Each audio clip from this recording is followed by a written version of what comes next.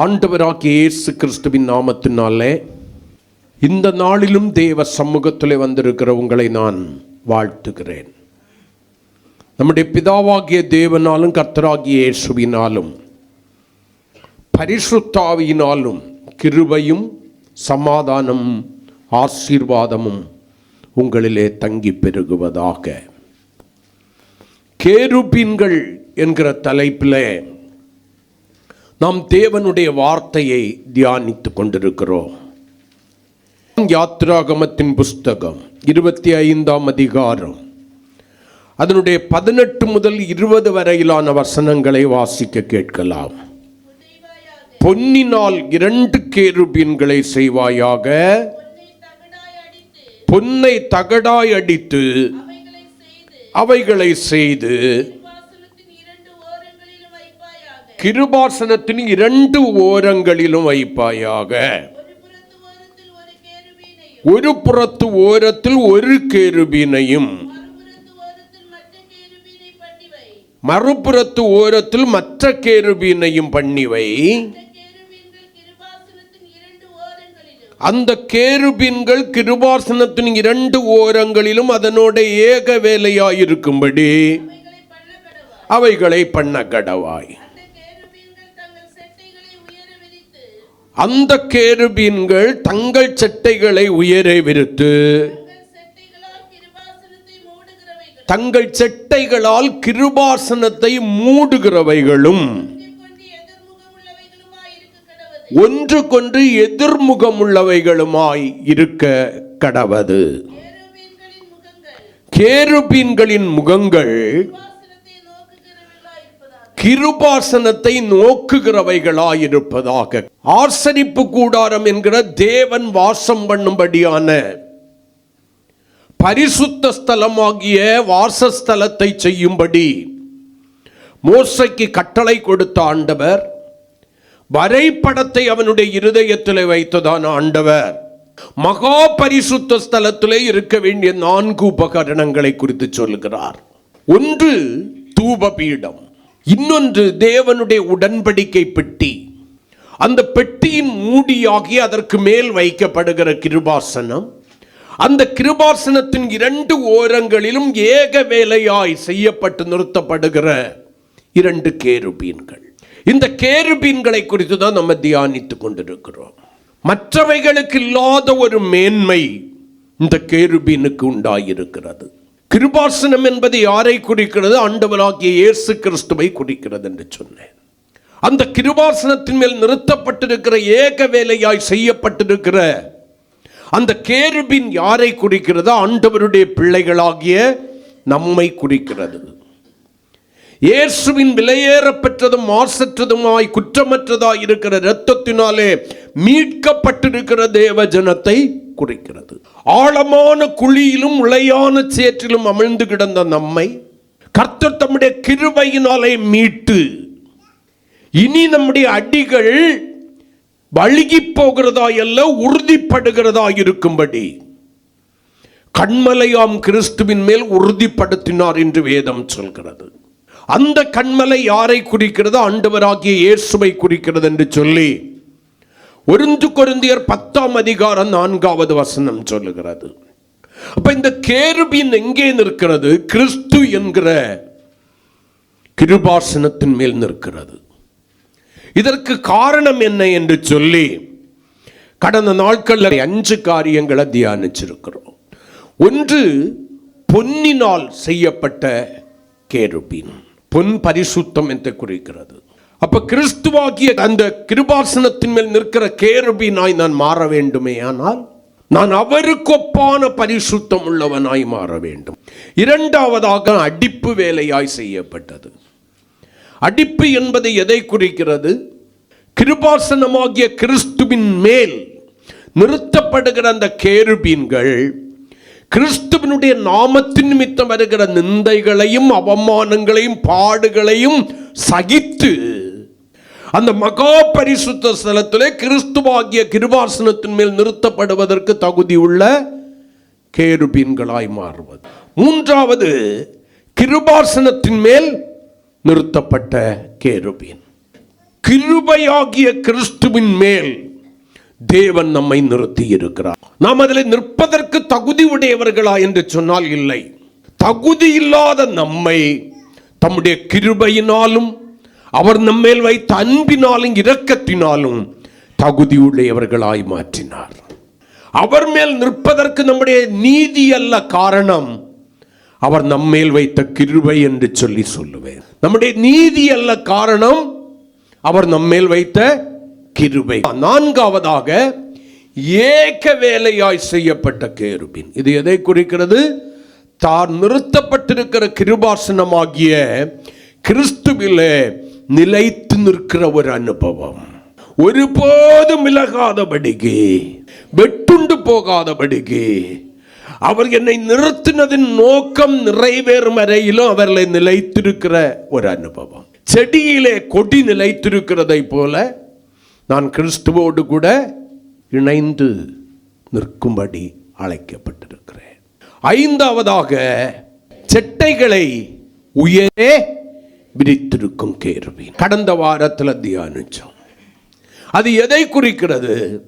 கிறிஸ்து உலகத்தாராய் இல்லாதது போல உன்னதத்திற்குரியவராய் இருக்கிறது போல கிறிஸ்துவாகிய கிருபாசனத்தின் மேல் நிறுத்தப்பட்டிருக்கிற மீட்கப்பட்ட தேவ பிள்ளைகளாகிய நாம், கேருபீன்களாகிய நாம், உலக சிநேகமற்றவர்களாக, உலக காரியங்களை வெறுக்கிறவர்களாக மாற வேண்டும். ஆண்டவர் சொல்லி இருக்கிறார், நான் உலகத்தான் அல்லாதது போல நீங்களும் உலகத்தார் அல்ல.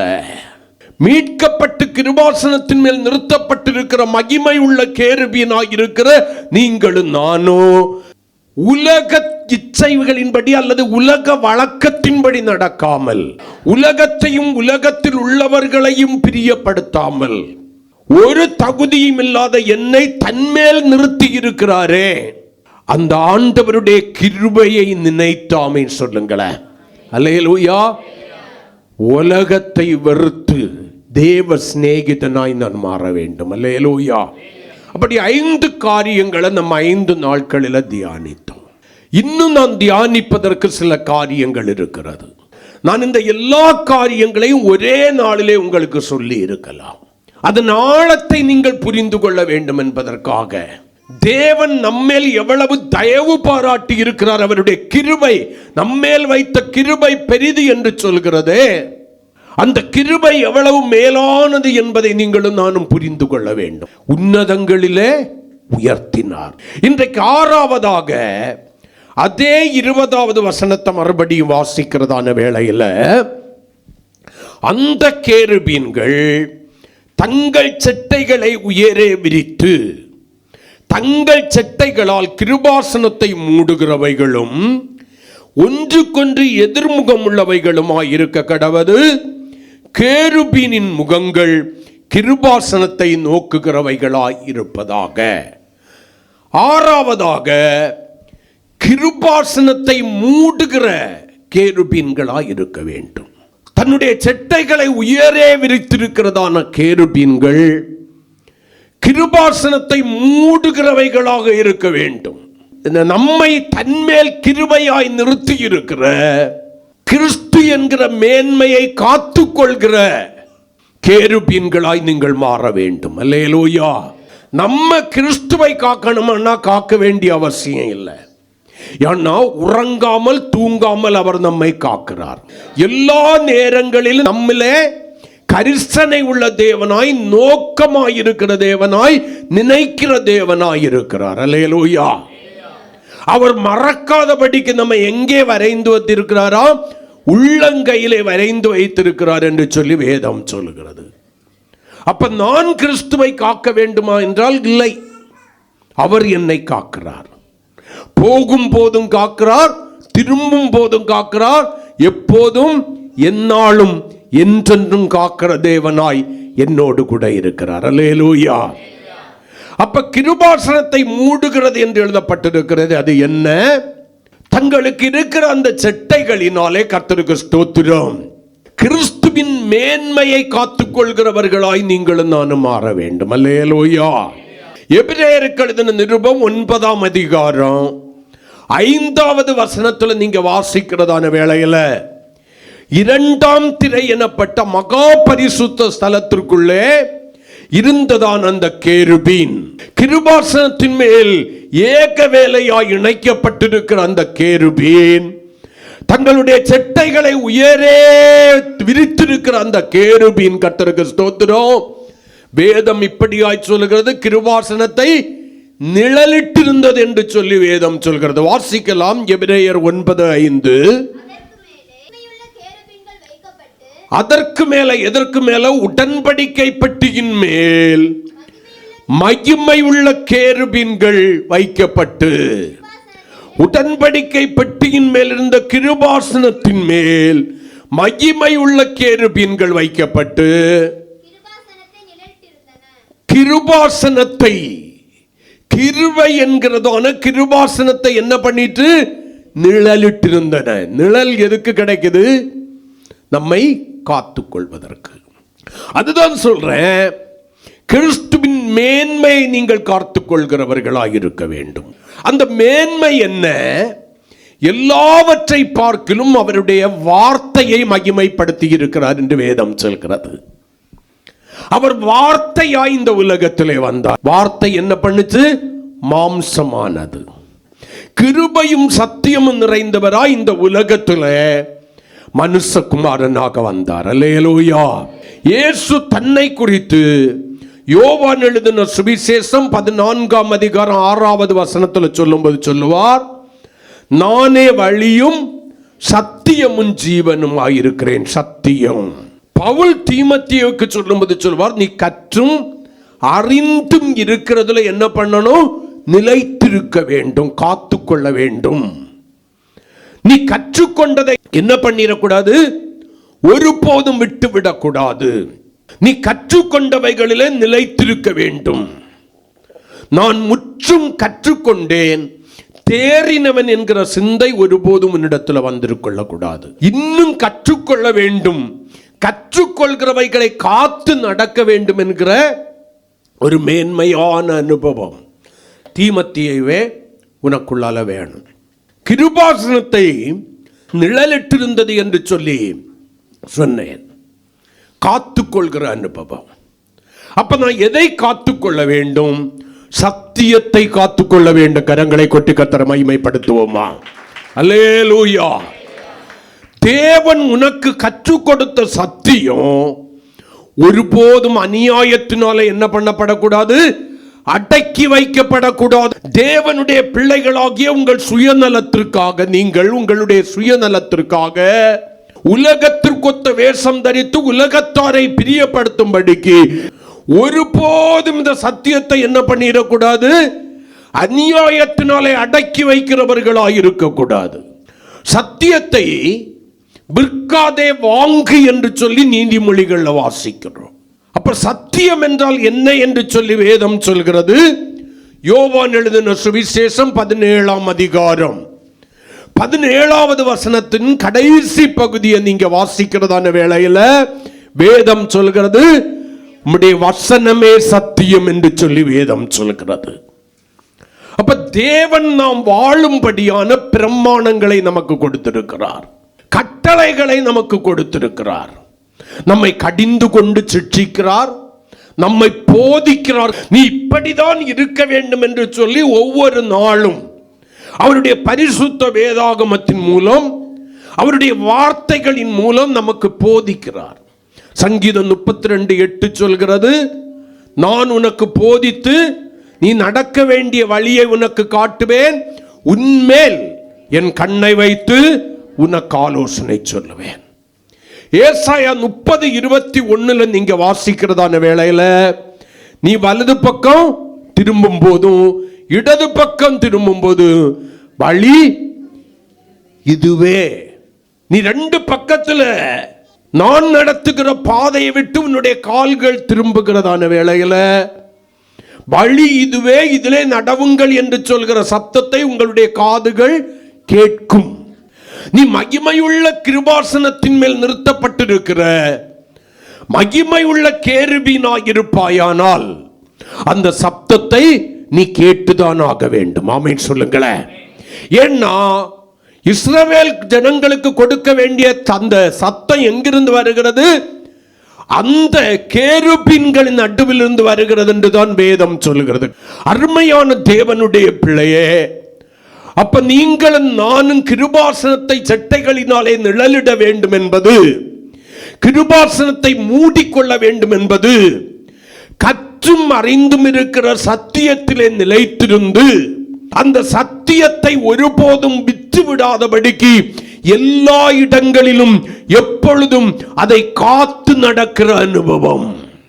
இடங்களுக்கு ஏற்றபடி, சூழ்நிலைகளுக்கு ஏற்றபடி, ஆட்களுக்கு ஏற்றபடி நீங்கள் கற்றிருக்கிறதான சத்தியத்தை அநியாயத்தினாலே அடக்கி வைத்து அதை விற்கிறவர்களாய் அல்ல, எந்த இடத்துல என்னாலும் நீங்கள் கற்றும் அறிந்தும் இருக்கிற சத்தியத்திற்கு புறம்பான ஒரு காரியம் அங்கே நடக்கிறதான வேளையில நீங்கள் அவர்களை சத்தியத்திற்குள்ளால கொண்டு வர முடியாம இருக்கலாம். ஆனால் நீங்கள் கற்றும் அறிந்தும் இருக்கிற சத்தியத்தில் நிலைத்திருந்ததை காத்துக்கொள்கிற தேவ ஜனமாக இருக்க வேண்டும். அல்லேலூயா. நீ அப்படி கற்றும் அறிந்தும் இருக்கிற சத்தியமாகிய தேவனுடைய வசனத்தை காத்து வசனத்தின்படி நடக்க மனதற்றவனாய் மனதற்றவளையாய் இருந்தாயானால் நீ கிருபாசனத்தின் மேல் நிற்கிறவன் அல்ல, நிற்கிறவள் அல்ல.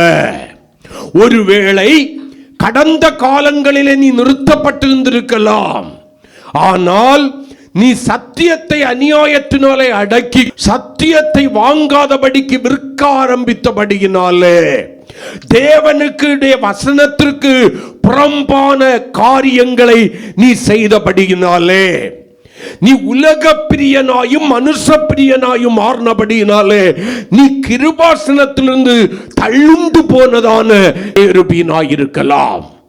அல்லது நான் ரட்சிக்கப்பட்டேன், தேவனுடைய பிள்ளை அபிஷேகிக்கப்பட்டிருக்கிறேன் என்று சொல்லியும் நீ இன்னும் வசனத்தின்படி வாழாத ஒரு வாழ்க்கை வாழ்ந்து கொண்டிருப்பாயானால், மறுபடியும் சொல்றேன், உலக வழக்கத்தின்படி நீ ரட்சிக்கப்பட்டேன்னு சொல்லலாம், அபிஷேகிக்கப்பட்டேன்னு சொல்லலாம், கர்த்தருடைய பிள்ளை என்று சொல்லிக் கொள்ளலாம்.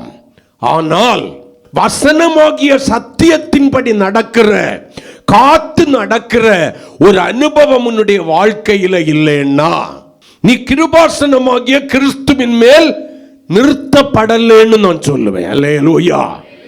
நீ உன்னை பொன்னென்று சொல்லிக் கொள்ளலாம், அடிப்பு வேலையாய் செய்யப்பட்டவன் என்று சொல்லிக் கொள்ளலாம், கிருபாசனத்தின் மேல் நிறுத்தப்பட்டிருக்கிறேன் என்று சொல்லிக் கொள்ளலாம், ஏக வேலையாய் கிருபாசனத்தின் மேல் நான் செய்யப்பட்டிருக்கிறேன் என்று சொல்லிக் கொள்ளலாம், செட்டைகளை உயரே விரித்திருக்கிறேன் என்று சொல்லிக் கொள்ளலாம், செட்டைகளினாலே நான் காத்து கொண்டிருக்கிறேன் என்று சொல்லிக் கொள்ளலாம். சொல்லிக் கொள்ளலாமே தவிர அந்த அனுபவம் உன்னுடைய வாழ்க்கையிலே கடந்து வரப்போவதில்லை. நான் மறுபடியும் சபைக்கு சொல்லுவேன், எல்லாரும் வாழுகிறபடி வாழ்வதற்கு நீ அழைக்கப்பட்டவன் அழைக்கப்பட்டவளும் அல்ல. உனக்கென்று பிரமாணங்கள் கொடுக்கப்பட்டிருக்கிறது, கட்டளைகள் கொடுக்கப்பட்டிருக்கிறதாமே சொல்லுங்களேன். நீ வசனத்தை கை கொண்டு காத்து நடக்க வேண்டியவன். உன்னால வசனம் எங்கேயுமே என்ன பண்ணிடக்கூடாது, அவமாக்கி போடப்பட்டு விடக்கூடாது. நீ மற்றவர்களுக்கு ஒத்து நடக்கிறவனாய் நடக்கிறவளாய் அல்ல. நீ பாபிலோனில் இருக்கிறதான தானியலா இருந்தாலும் வசனத்தை காத்துக்கொள்கிற தானியலா இருக்கணும். நீ எகிப்தில இருக்கிறதான யோசேப்பா இருந்தாலும் கர்த்தருக்கு பயந்து அவருடைய வசனத்தை காத்துக்கொள்கிற யோசேப்பா இருக்கணும். ஆமென் சொல்லுங்களேன். மற்றவர்களை பிரியப்படுத்தும்படியாக நீ ஒருபோதும் உன்னை கரைப்படுத்துகிறவனாய் கரைப்படுத்துகிறவளாய் வசனத்திற்கு புறம்பானவைகளை செய்து தேவனை துக்கப்படுத்தி தேவ கிருபையிலிருந்து விழுந்து போகிறவளாய் இருக்கக்கூடாது. எல்லாரும் செய்யறத தானே நானும் செய்யறேன். நான் செய்யறதுல என்ன தப்பு இருக்குங்கிறத விடையும் எல்லாரும் செய்கிறபடி செய்வதற்கு நான் அழைக்கப்பட்டவன் அல்ல. எல்லாருக்கும் வெளிப்படுத்தப்பட்ட சத்தியத்தை பார்க்கிறோம். கர்த்தர் எனக்கு அதிக சத்தியத்தை வெளிப்படுத்தி இருக்கிறார். நான் சத்தியத்தை கை கொண்டு நடக்கிற நீதி உள்ள ஜாதியாய் இருக்கும்படி அழைக்கப்பட்டவன். கிருபாசனத்துக்கு மேல நிக்கிறதெல்லாம் முக்கியம். வசனத்தை காத்து நடக்கிற அனுபவம், சத்தியத்தை காத்து நடக்கிற அனுபவம். உறவுகளை பார்க்கும்போது அவர்களுக்காக சத்தியத்தை என்ன பண்ணிரால, அநியாயத்தினால் அடக்கி அதை விற்று போடாதே. உன்னுடைய பிரின்சிப்பை தக்க வைத்துக் கொள்ள வேண்டும் என்பதற்காக சத்தியத்தை அநியாயத்தினாலே அடக்கி அதை என்ன பண்ணிராத, விற்று போடாதே. நீங்கள் அவபக்தி உள்ளவர்களாய் இருப்பதற்கு தேவன் விரும்பவில்லை.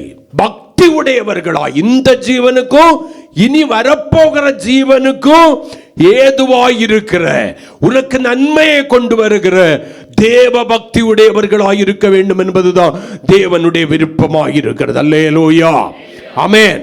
1 தீமோத்தேயு 2ஆம் அதிகாரம் 4வது வசனத்தை கொஞ்சம் வாசிங்க. எல்லா மனுஷரும் ரட்சிக்கப்படவும் சத்தியத்தை அறிகிற அறிவை அடையவும் அவர் சித்தம் உள்ளவராயிருக்கிறார். ஆமென் சொல்லக்கூடாதா? நம்ம அநேக பேர் இந்த முதல் பகுதியில் ஓகே, அல்லேலூயா, விசுவாசம் உள்ளவனாகி ஞான ஸ்நானம் பெற்றவன் ரட்சிக்கப்படுவான். இப்ப நம்மை பொறுத்த வரைக்கும் என்ன, ரட்சிக்கப்பட்டுட்டேன், இயேசுவின் ரத்தம் என்னுடைய பாவங்களை கழுவி சுத்திகரித்திருக்கிறது, பரிசுத்த ஆவியினால நான் நிரப்பப்பட்டிருக்கிறேன், கிறிஸ்துவனுடைய மாம்சத்தை புசித்து அவருடைய இரத்தத்தை பானம் பண்ணுகிறேன். அல்லேலூயா, நான் யாரு? ரட்சிக்கப்பட்டவன். கடைசி நாளில் கர்த்தர் என்ன பண்ணுவாரு? எழுப்புவாருங்கிற நம்பிக்கை. அதனால எது நடக்குதோ இல்லையோ கர்த்தருடைய மாம்சத்தையும் இரத்தத்தையும் போஜன பானம் பண்றதை இழந்து போகவே மாட்டோம்.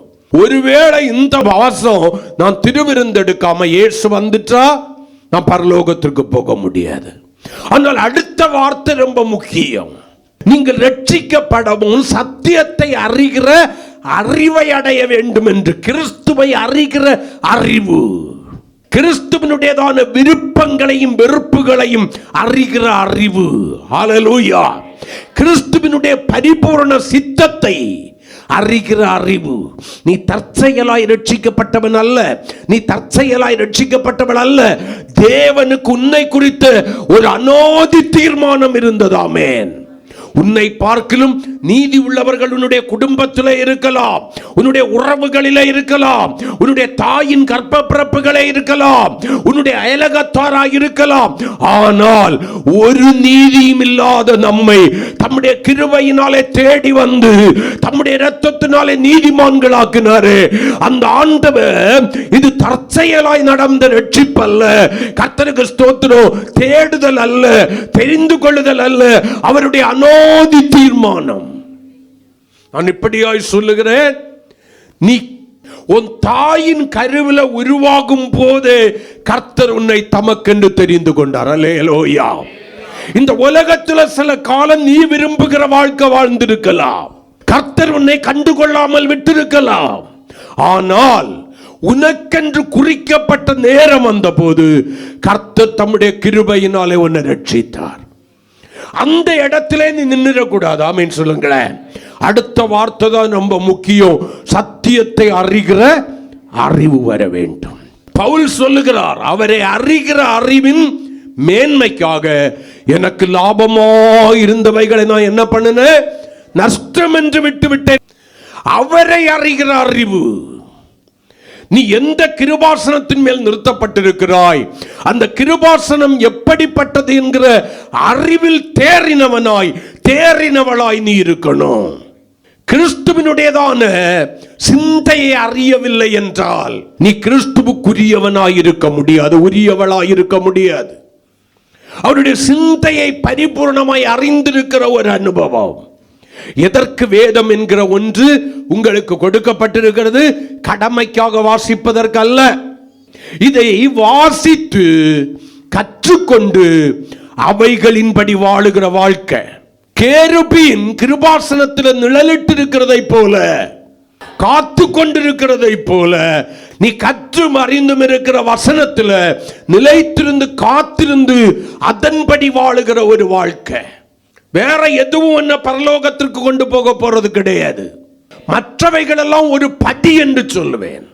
உன்னுடைய மனம் திரும்புதல் ஒரு படி, உன்னுடைய ஞான ஸ்நானம் ஒரு படி, உன்னுடைய அபிஷேகம் ஒரு படி. ஆமென் சொல்லுங்களேன். கர்த்தருடைய பந்தியை புசிக்கிறது ஒரு படி. ஆனால் சத்தியத்தை அறிந்து மாறுபாடானவர்களை விட்டு விலகி கர்த்தருக்குரியவனாய் கர்த்தருக்குரியவனாய் உன்னை காத்துக்கொள்ள வேண்டுமே. ஆனால் இந்த வசனம் முக்கியம். இந்த சத்தியத்தை அறிகிற அறிவு முக்கியம். வசனத்திற்கு புறம்பானவைகளை நீ சிந்திக்க கூடாது. வசனத்திற்கு புறம்பானவைகளை உன்னுடைய வாய்கள் பேசக்கூடாது. வசனத்திற்கு புறம்பான காரியங்களை செய்யக்கூடாது. இந்த 3 எண்ணமும் உனக்குள்ளால என்ன பண்ணணும்? நிறைந்திருக்க வேண்டும். நீ பிரசங்கத்துக்கு மார்க் போட வேண்டிய அவசியமே இல்லை. இது கர்த்தருடைய வார்த்தை. ஆமென் சொல்லுங்களேன். நீ கேட்கிற இந்த வசனம் தான் ஒரு நாளைக்கு உன்னை நியாயம் தீர்க்க போகிறது. இந்த வசனத்தை கொண்டுதான் கர்த்தர் உன்னை நியாயம் தீர்க்க போறார். அல்லேலூயா. இப்ப வேதம் நமக்கு சொல்லுகிறது என்ன? நான் ரட்சிக்கப்பட்டேன் என்று சொல்லுகிறேனே, அந்த ரட்சிப்பு மட்டுமல்ல, அந்த ரட்சிப்பை நான் காத்துக்கொள்வதற்கு, அந்த ரட்சிப்பை நான் ஆத்தும ரட்சிப்பாய் மாற்றுவதற்கு என்ன பண்ணணும்னா, வசனமாகிய ஞானப்பாலின் மேல் வாஞ்சையாயிருந்து, ஆமென், நீதியின் வசனத்தில் பழக்கமில்லாதவனாய் பழக்கமில்லாதவளாய் அல்ல, வசனத்தை கற்று அவைகளிலே அறிகிற அறிவிலே விருத்தி அடைந்து, ஆமென், அந்த வசனத்தின்படி வாழுகிறவனாய் வாழுகிறவளாய் இருக்க வேண்டும். ஆமென். யாக்கோபுக்கு எழுதின நிருபம் 5ஆம் அதிகாரம் 19-20 வசனங்களை வாசிக்கலாம். சகோதரரே, உங்களில் ஒருவன் தான் கற்றும் அறிந்தும் இருக்கிற, கை கொண்டு நடக்க வேண்டிய, காத்து கொள்ள வேண்டிய சத்தியத்தை விட்டு விலகி மோசம் போகும்போது மற்றொருவன் அவனை திருப்பணும். சத்தியத்தை விட்டு விலகி போய் மோசம் போகிறவனோடு கூட, வஞ்சிக்கப்படுகிறவனோடு கூட சேர்ந்து நீயும் என்ன பண்ணிடக்கூடாது? வஞ்சிக்கப்பட்டு போய்விடக்கூடாது. அவனை போல நீ சத்தியத்தை விட்டு விலகி போயிடக்கூடாது. ஆமென் சொல்லுங்களேன். நம்ம பிரச்சனை என்னன்னா, சிலரை திருத்த போறோம்னு சொல்லிக்கிட்டே படுகுழியில விழுந்துருவோம். அவன் எழும்பி போயிருவான், ஆனா நம்ம அங்கே விழுந்து கிடப்போம். நடந்த ஒரு சம்பவத்தை சொல்றேன். ஒரு மனுஷன் நல்லா குடிச்சு தள்ளாடி கொண்டு போய் கொண்டு இருக்கிறான். அவன் விழுந்துட்டான். அந்த வழியா கொஞ்ச நேரத்தில் இன்னொரு குடிக்காரன் வாரான். அவன் பார்க்கிறான், பாம்பின் கால் பாம்பறையும். இவனுக்கு தெரியும் இது நம்ம ஆளு, விழுந்து கிடக்கிறான். இவனை நம்ம காப்பாற்ற போகக்கூடாது. இவனை நிக்க முடியாம ஆடி ஆடி வாரான், ஆடி ஆடி போறான். அவனை போய் என்ன பண்ணுனா, தூக்குனாங்க. நல்லா கவனிங்க. இப்ப அவன் எழும்பிட்டான், இவன் விழுந்தான். எழுப்ப போனவன் விழுந்தான், எழும்பினவன் என்ன பண்ணிட்டான்? நிக்கிறான். எழும்பினவன் என்ன பண்றான்? அங்கே இங்கேயும் பார்த்தான். உனக்கு வந்ததுக்கு எனக்கு என்னன்னு சொல்லிட்டு அவன் நடைய கட்ட ஆரம்பிச்சான்.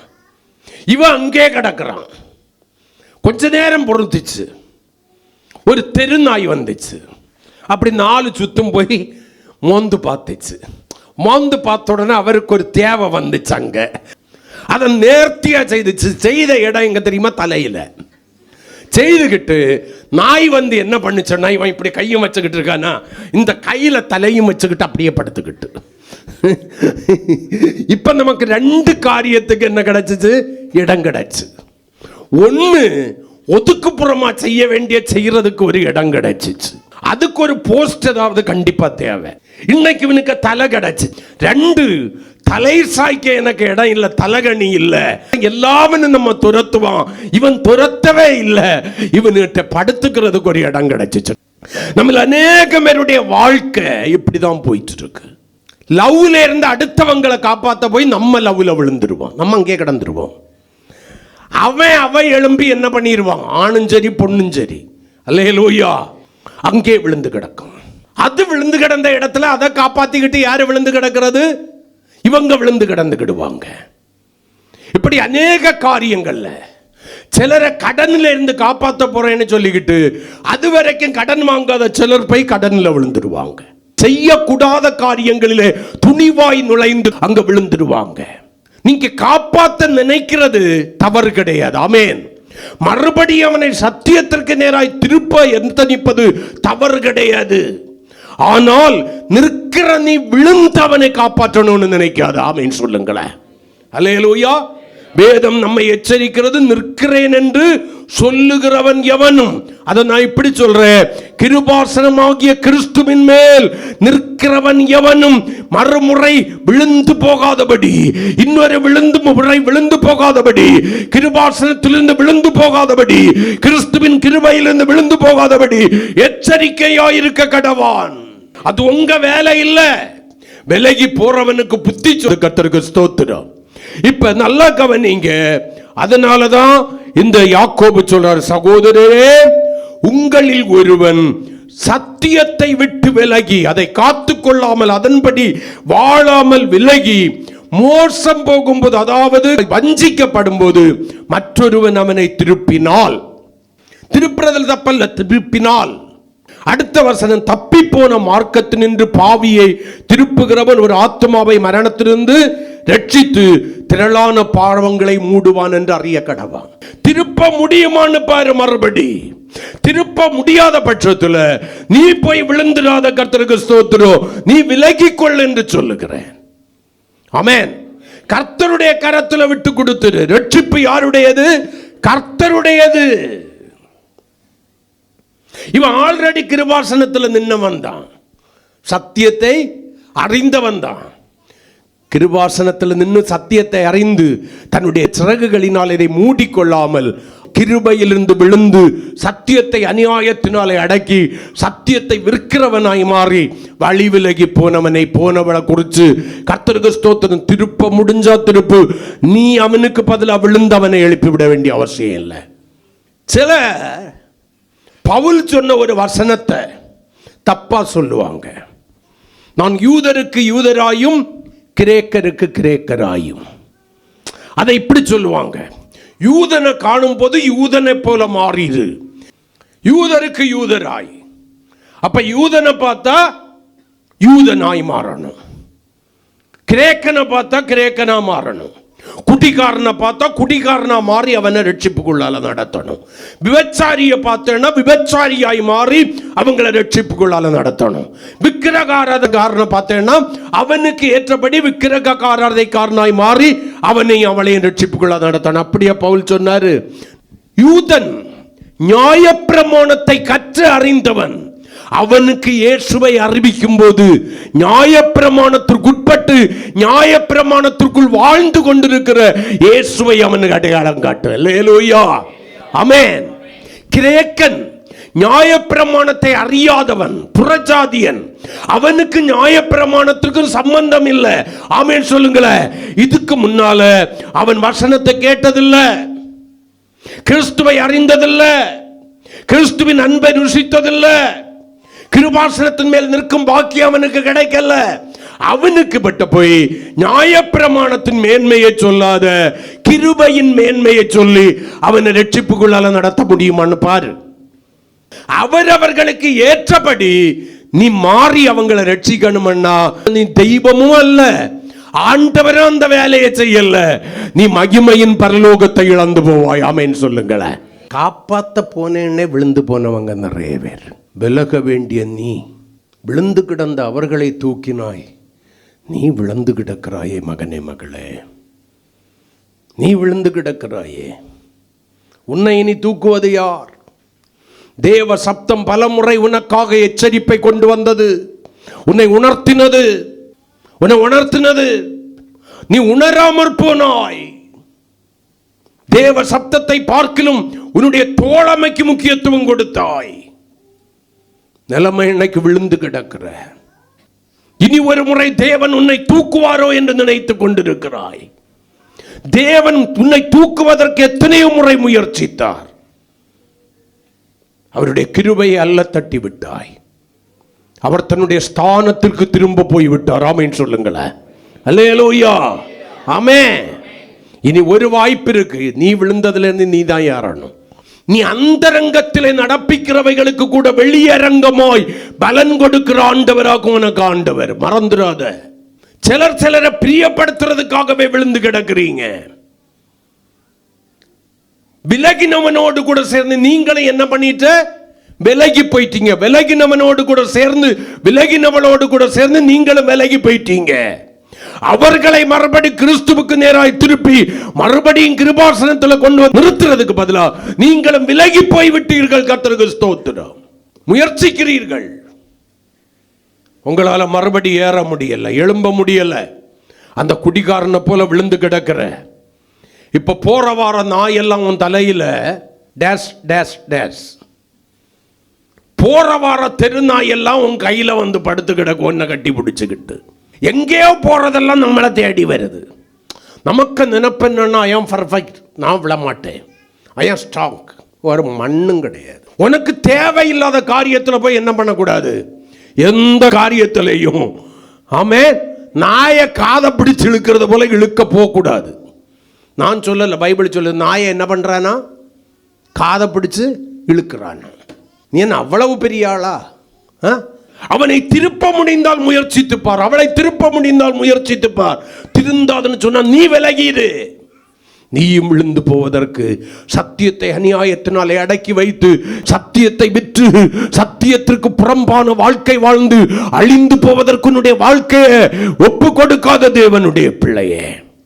எபிரேயர் 10ஆம் அதிகாரம் 25 முதல் 27 வரையிலான வசனங்களை கொஞ்சம் வாசிங்க. எபிரேயர் 10:25 சபை கூடி வருதல. நான் அதை இப்படியாக உங்களுக்கு சொல்றேன்.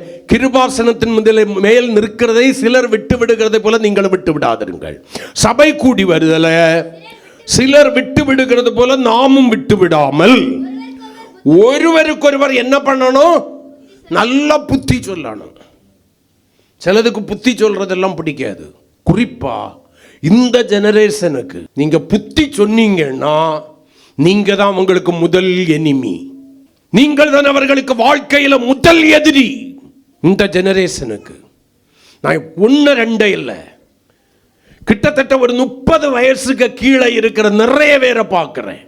புத்தி சொல்ல போனோம்னா உன்னுடைய புத்திமதியை ஏற்றுக்கொள்கிறவர்களா எல்லாம் விமர்சிக்கிறவர்களாக, உன்னை எதிரியாய் பார்க்கிறவர்களாக, உன்னை பகைக்கிறவர்களாக மாறி போகிறார்கள்.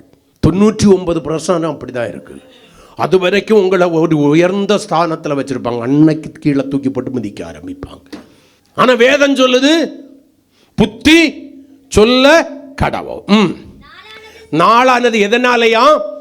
நாளானது கிறிஸ்துவின் வருகையானது சமீபித்து வருகிறதை எவ்வளவாய் பார்க்கிறீர்களோ அவ்வளவாய் அதிகமா புத்தி சொல்லணும். என்ன புத்தி சொல்லணும்? வசனத்தை விட்டு விலகிறாத, சத்தியத்தை விட்டு விலகிறாத, சத்தியத்தை கை கொண்டு அந்த சத்தியத்தை காத்துக்கொள். நீ கிருபாசனத்துக்கு மேல நிற்கிற ஆளாகும். அதுல இருந்து கீழே விழுறதுக்கு உன்னுடைய வாழ்க்கையை ஒருபோதும் என்ன பண்ணிராத, விட்டு கொடுத்துடாத. கிருபாசனத்திலிருந்து உன்னை விழச் செய்கிற எந்த ஒரு காரியத்திற்கும் இடம் கொடுத்துடாத. கர்த்தர் நல்லவர், அவர் கிருபை என்றும் உள்ளது, அவர் சீக்கிரமாய் வரப்போகிறார் என்று சொல்லி புத்தி சொல்லணும். அடுத்த வார்த்தை, இது ரொம்ப முக்கியம். சத்தியத்தை அறியும் அறிவை அடைந்த பின்பு கிருபாசனத்தில் நிற்கிற நீ அதை மறந்து மனப்பூர்வமாய் பாவம் செய்வாயானாய் அல்லது செய்கிறவர்களாயிருந்தால், நான் செய்கிறது தவறு, பேசுகிறது தவறு, சிந்திக்கிறது தவறு என்கிற உணர்வு வந்த பின்பும் அதை மனப்பூர்வமாய் செய்கிறாயானால் பாவங்களின் நிமித்தம் செலுத்தத்தக்க வேறொரு பலி இனி இராமல் இனி ஒரு முறை உன்னை கிருபாசனத்தின் மேல் நிறுத்தத்தக்கதான தயவு வெளிப்படாது. ஆமென் சொல்லுங்களேன். ஆமென், அல்லேலூயா. எல்லாரும் சொல்றாங்க 7 தரம் விழுந்தாலும் எழுந்திருப்பான், 70 தரம் விழுந்தாலும் எழுந்து. நான் மன்னியுன்னு கேட்டா ஆண்டவர் மன்னிச்சுட்டு போறாரு, உமக்கு என்ன போய்?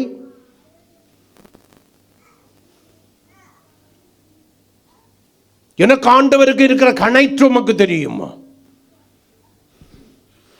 அவரை நான் எனக்கு முந்தானையில் முடிஞ்சு வச்சிருக்கிறேன், அவரை எனக்கு பேக்கெட்டுக்குள்ளால முடிஞ்சு வச்சிருக்கிறேன், அவரை எனக்கு சாலுக்குள்ளால முடிஞ்சு வச்சிருக்கிறேன்.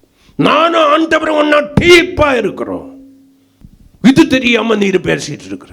நான் என்ன சொன்னாலும் செய்தாலும் என்ன சிந்திச்சாலும் ஆண்டவர் சொல்லுவாரு, என்ஜாய் மகனே என்ஜாய். எல்லாம் முடிஞ்சிட்டு வந்து நான் சொல்லுவேன், சாரி டேடி. நான் சாரி டேடின்னு சொன்னா போதும், மார்போடு அணைப்பாரே, மனக்கவலைகள் தீர்ப்பாரே. இந்த பூனை கண்ணை மூடிக்கிட்டு பாலை குடிச்சுக்கிட்டு யாரும் பார்க்கலன்னு நினைக்கிறது போல நீயும் நினைச்சுக்கிட்டு ஏமாந்து போய் கொண்டிருக்கிறாய், வஞ்சிக்கப்பட்டு கொண்டிருக்கிறாய். சபையே ஜாக்கிரதை. வாசிக்கலாம். இப்ப என்ன பண்ணணுமா? நியாய தீர்ப்பு வரும் என்று பயத்தோட எதிர்பார்க்குதலும் விரோதிகளை பட்சிக்கும் கோபாக்கினையுமே இருக்கும். யாரு? சத்தியத்தை அறியும் அறிவை அடைந்த பின்பு சத்தியத்தை மறந்து கற்று மறைந்தும் இருக்கிற சத்தியத்தின்படி வாழாமல் அதை காத்துக்கொள்ளாமல் மனப்பூர்வமாய் பாவம் செய்கிறவர்கள். நீ மாசம் திருவிருந்து எடுத்தாலும் சரி, வார எடுத்தாலும் சரி, திறமை எடுத்தாலும் சரி, உனக்கு ஐயோ, நீ தேவனுடைய நியாய தீர்ப்புக்கு தப்பிக்கொள்ள மாட்டாய்.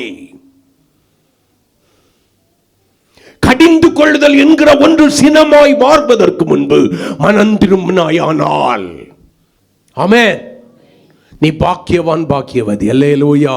என்ன வரணுமா? நியாய தீர்ப்பு வரும் என்கிற பயத்தோட எதிர்பார்க்குதலும் விரோதிகளை பட்சிக்கும். எந்த கோபாக்கினைக்கு நீங்க நான் ரட்சிக்கப்பட்டேனோ அதே கோபானக்கினைக்கு மறுபடியும் நான் பங்காளியாய் மாறுகிறேன். அல்லேலூயா. கலாத்தியர் சபையை குறித்து வேதம் சொல்கிறது. வாசிக்கலாம். கலாத்தியர் 3ஆம் அதிகாரம் 1 முதல் 4 வரையிலான வசனங்களை வாசிக்கலாம்.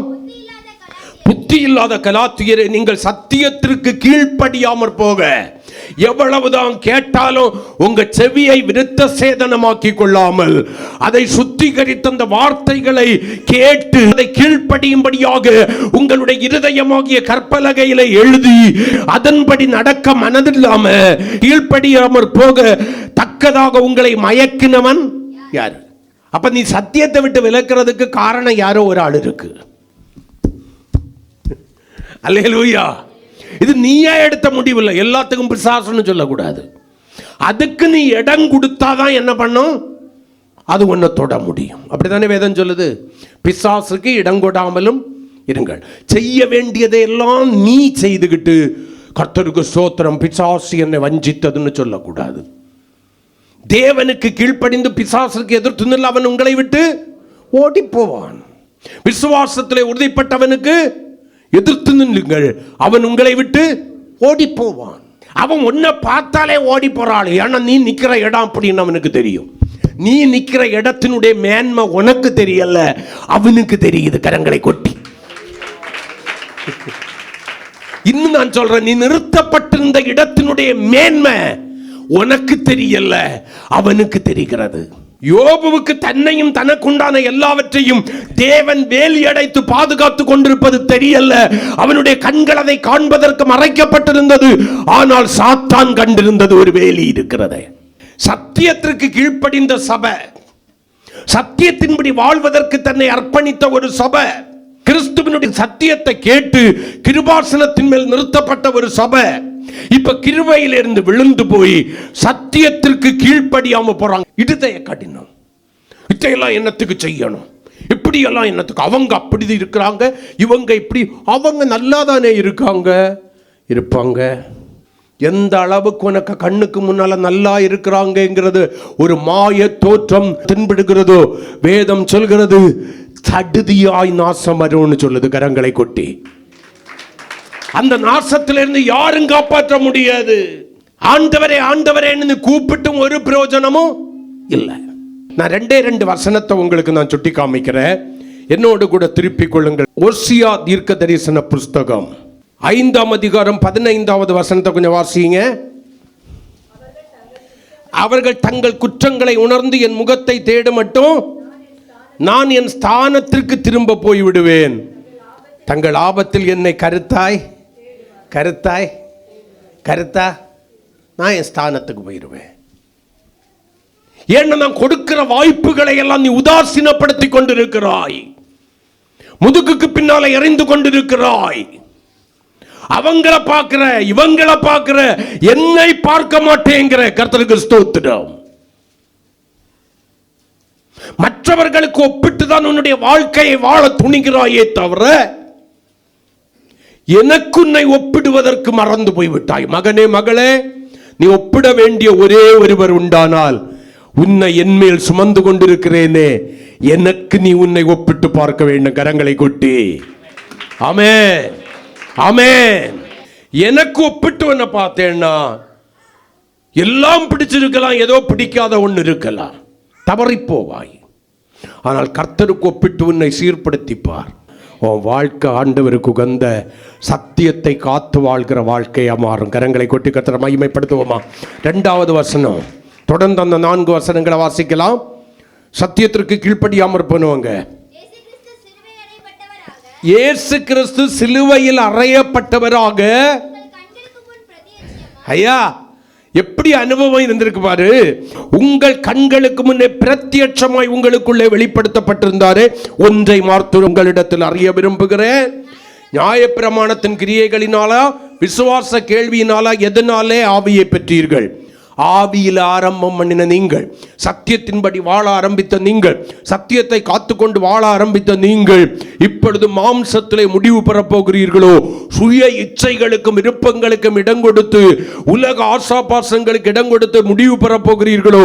நீங்கள் இத்தனை, அத பச்சையா சொன்னா, நீங்க இத்தனை அறிவு கெட்டவர்களா, முட்டாள்களா?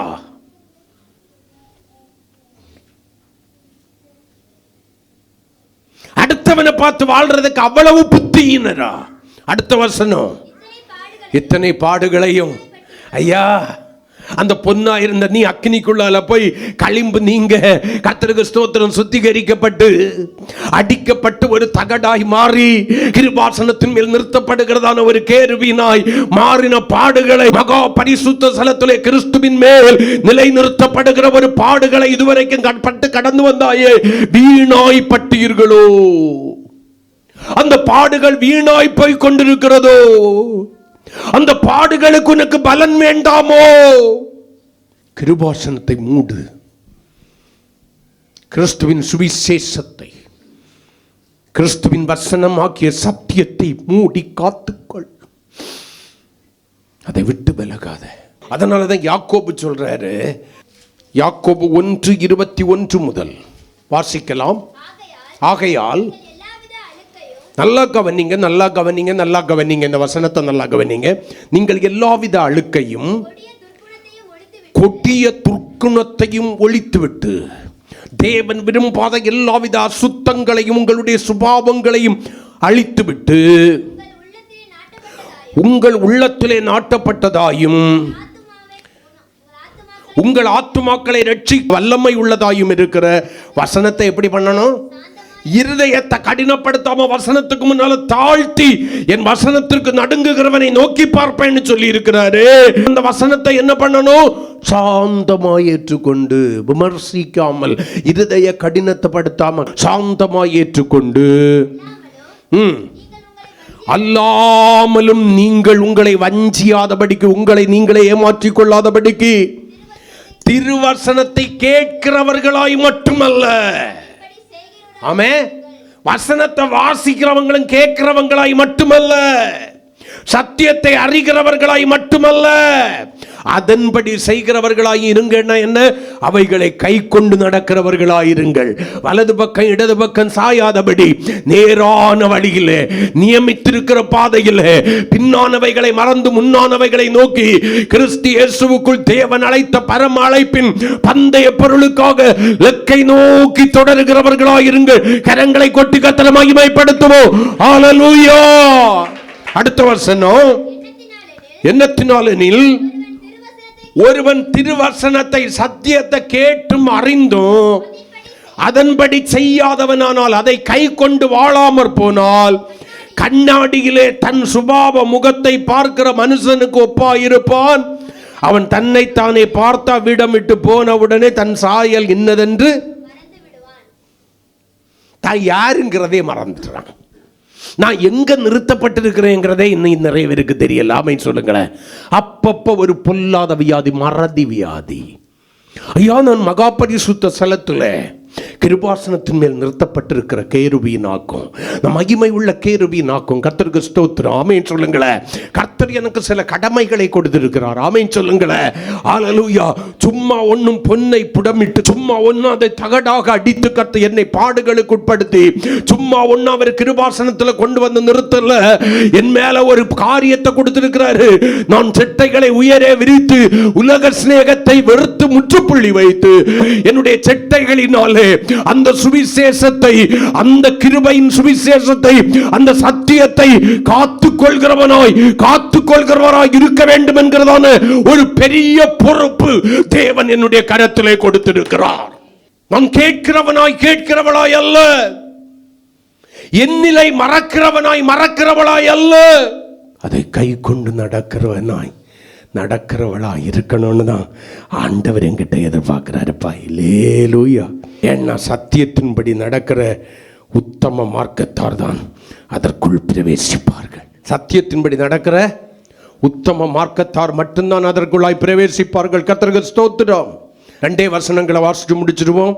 அது உண்மையான்னு பார்ப்போம். ஏசாயா 26 அதிகாரம் 1வது வசனம். அக்காலத்தில் யூதா தேசத்தில் பாடப்படும் பாட்டாவது, பெலனான நகரம் நமக்குண்டு, ரட்சிப்பை அதற்கு மதிலும் அரணுமாக ஏற்படுத்துவார். சத்தியத்தை கேட்ட ஜாதி இல்ல, ஆமேன், வாசித்த ஜாதி அல்ல, ஆமேன், கேட்டதும் வாசித்ததுமான சத்தியத்தை கை கொண்டு நடக்கிற நீதி உள்ள ஜாதி, கை கொண்டு வாழுகிற நீதி உள்ள ஜாதி. அதிலே உள்ளே பிரவேசிப்பதற்காக வாசல்களை திறவுங்கள். வசனத்தின்படி வாழாம பரலோக வாசலில் போய் நின்று தட்டினாலும் உனக்கு அந்த வாசல் திறக்காது. வசனத்தின்படி வாழ்ந்தேன்னா ஸ்தேவானுக்கு திறந்ததை போல உனக்கு திறக்கப்பட்டிருக்கும். கரங்களை கொட்டி நீ போய் தட்ட வேண்டிய அவசியம் இல்லை. ஆமென், ஆமென். பரலோக வாசலுக்கு முன்னால நீ போறதுக்கு முன்னால அந்த வாசல் தானாக உனக்கு திறக்கும். வசனத்தின்படி வாழ்ந்தவர்களுக்கு அவ்வளவு பெரிய மேன்மை உண்டு. கரங்களை கொட்டி இப்ப நீதான் முடிவு பண்ணணும். கேட்டதும் வாசிக்கிறதுமான வசனமாகிய சத்தியத்தை கை கொண்டு காத்து நடக்கிறேனா இல்லையா? இந்த வசனத்தின்படிதான் கர்த்தர் ஒரு நாளில் எனக்கு நியாய தீர்ப்பு செய்வார் என்கிறதான தெளிவு உனக்கு இருக்கா இல்லையா? சத்தியத்தை விட்டு விலகி போனவங்களோட நீயும் விலகி போய் விழுந்து கிடக்கிறாயோ? இல்லை. விலகி போகிறவர்களை திருப்ப பார்த்தும் என்னால் முடியவில்லை, இனி நான் ஆண்டவரே நீர் பார்த்து கொள்ளும் என்று சொல்லிவிட்டு ஆண்டவர் வைத்திருக்கிற அந்த கிருபையாகிய கிருபாசனமாகிய கிறிஸ்துவின் மேல் வலது பக்கம் இடது பக்கம் சாயாதபடி அன்புடன் சத்தியத்தை கை கொண்டு தலையாகிய கிறிஸ்துவுக்குள் எல்லாவற்றிலும் வளர்ந்து கிறிஸ்துவை போல மாறுகிற அனுபவம் உண்டா? பரலோகத்தை எப்ப வேணும்னாலும் பார்த்துக்கலாம். உலகத்துல தான் சில காரியங்கள் அனுபவிக்க முடியாதுன்னு நினைச்சேன்னா நான் சொல்றேன், நீ உலகத்துல எல்லாம் உனக்கு கிடைக்கும் ஐஸ்வர்யவான போல. பரலோகம் நீ விரும்புகிற நேரத்துல உனக்கு விரோதமாய் தன்னுடைய கதவை மூடிக்கொள்ளும். சத்தியத்தை கை கொண்டு நடக்காத அநீதி உள்ளவர்கள் யாரும். அப்ப கை கொண்டு நடக்கிறவர்கள் யாரு? நீதி உள்ளவர்கள். அது பிரசங்கிக்கிற நானா இருந்தாலும் சரி, கேட்கிற நீயா இருந்தாலும் சரி, யாரும் உள்ளே பிரவேசிக்க முடியாதபடி பரலோகம் தன் வாசலை மூடிக்கொள்ளும். இங்க இருந்துகிட்டு பாடலாம், பரலோகம் தாய் வீடு, அதை தேடி நீ ஓடு, நீ ஓடி ஓடு, நீ ஓடு, நான் வர மாட்டேன். பரலோகமே என் சொந்தமே பாடிக்கிட்டே இரு, சொந்தம் ஆகாது. மோட்ச யாத்திரை செல்கிறோம் மேலோகவாசிகள், இம்மாய லோகம் தாண்டியே எம் வீடு தோன்றுதே. கடந்து செல்கிறோ கரையின் ஓரமே, காத்திருந்த ராஜ்யம் கண்டடைவோ. ஆமென், அல்லேலூயா, ஆமென். கடந்து போனோம். கானானை சுதந்திரிக்க வேண்டுமானால் யோர்தானை கடந்து போய்தான் ஆகணும். ஆமென், ஆமென். தேவனுடைய வசனத்திற்கு பின்முதுகை காட்டி வனாந்தரத்திலே அழிந்து போகிற இஸ்ரவேலராய் அல்ல, ஆமென். அல்லேலூயா. அன்புடன் சத்தியத்தை கைக்கொண்டு தலையாகிய கிறிஸ்துவுக்குள் வளருகிற தேவ சபையாய் வளர்ந்து கிருபையிலே பெருகுவோம். கிருபாசனத்தின் மேல் நிறுத்தப்பட்டிருக்கிற நாம் ஒருபோதும் சிட்டைகளை தளரவிட்டு உலகத்தினேகத்தினால் நிரம்பாதபடிக்கு, ஆமேன், ஒருபோதும் கர்த்தருக்கு ஸ்தோத்திரம், கேட்டும் கற்றும் அறிந்தும் இருக்கிறதான வசனத்தை தியாகம் பண்ணாதபடிக்கு, வசனத்தை விட்டு விடாதபடிக்கு, வசனத்தை காத்து நடக்கிறவர்களாயிருப்போ, வசனத்தை காத்து நடக்கிறவர்களாயிருப்போ, பரலோக ராஜ்யம் வெகு சீக்கிரம். ஆமென். கர்த்தர் நம்மை ஆசீர்வதிப்பார். முழங்கால் படியிடலாம்.